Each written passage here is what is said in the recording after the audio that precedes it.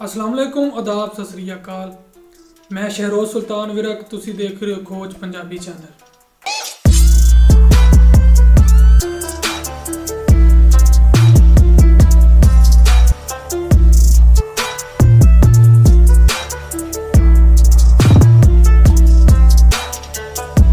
मित्रों, टोबा टैक सिंह पंजाब का वह जिला है जिस दे बारे मशहूर नावल नगार सादत हसन मंटू ने 47 की वंड उत्ते एक अफसाना लिखिया।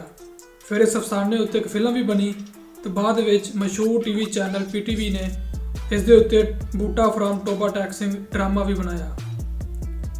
मित्रों, टोबा टैक सिंह सांदलबार का वह इलाका है जिहड़ा फैसलाबाद ते चंग के दरमियान वाक़िया है। मित्रों, टोबा का मतलब है खूह जिस विच बारिश का पानी जमा होंदा सी ते टैक सिंह सिख मजहब के नाल ताल्लुक रखण वाला एक इंसान सी जिहड़ा मिट्टी के बने मटकियां विच खूह का पानी लैके उत्थों लंघण वाले लोगों को पानी पिलांदा सी, क्योंकि इस वेले इस थां ते पानी का कोई खासा इंतजाम तो नहीं सी। बस टैक सिंह दी नेकी वेख के इस थां का नाम टोबा टैक सिंह पै गया।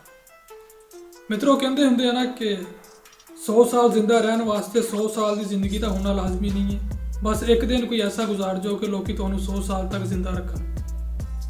तो टैक सिंह ने भी वही काम किया है तो लोग इनू ता क़यामत तक याद रखणगे टोबा टैक सिंह के नाम तो। मित्रों, टोबा टैक सिंह 3252 मुरबा किलोमीटर से आबाद है जिस दियां 4 तहसीलां ने शोरकोट, कमालिया, पीर महल ते टोबा टैक सिंह।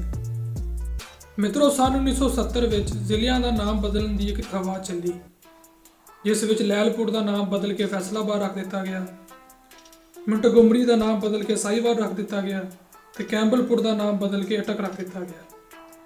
मित्रों, जिला टोबा टैक सिंह का नाम एक सिख के नाम तो सीगा ते इस वजह तो इस जिले का नाम भी बदल के दैरुल एहसान रखने के उत्ते जोर दिता गया।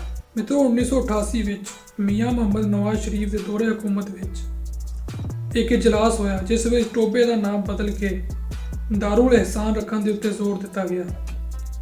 बहस के दौरान इस वक्त का additional IG special branch Punjab Sardar Muhammad Chaudhry ने मशवरा दिता, क्योंकि टैक सिंह एक नेक इंसान सीगा, इस दियां इस इलाके वास्ते काफ़ी जदोजहद ने। मेरी मनो तो इस जिले का नाम टोबा टैक सिंह ही रहन दो। आजी साहब की इस गल पर इतफाक करते हुए फैसला किया गया कि इसका नाम टोबा टैक सिंह ही होएगा। वो दिन थे अज का दिन इस जिले का नाम टोबा टैक सिंह ही वा। मित्रों, सन 1904 विच लैलपुर दियां 3 तहसीलां सीगियां जिन्हां विच लैलपुर, समुंदरी ते टोबा टैक सिंह। सन 1982 विच टोबा टैक सिंह नूं जिले का नाम दे दिता गया।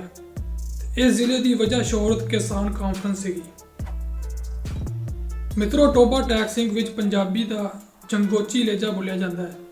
इत्थे ज़्यादातर कबड्डी, फुटबॉल, वालीबॉल ते क्रिकेट वर्गे खेड बहुत ज़्यादा खेडे जाते हैं। मित्रों, टोबा टैक सिंह विच किन्नू की पैदावार बहुत ज़्यादा है।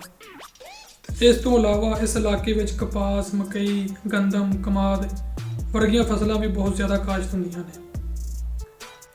मित्रों, उम्मीद करदा कि तुहानूं साडी वीडियो चंगी लगी होगी। अगर साडी वीडियो चंगी लगी है तो वीडियो नूं लाइक ते शेयर, चैनल नूं सबसक्राइब कर दिओ तो मिलते हैं अगली वीडियो विच। बाकी हसते रहो, वसदे रहो ते रब दे रंगां विच राजी रहो।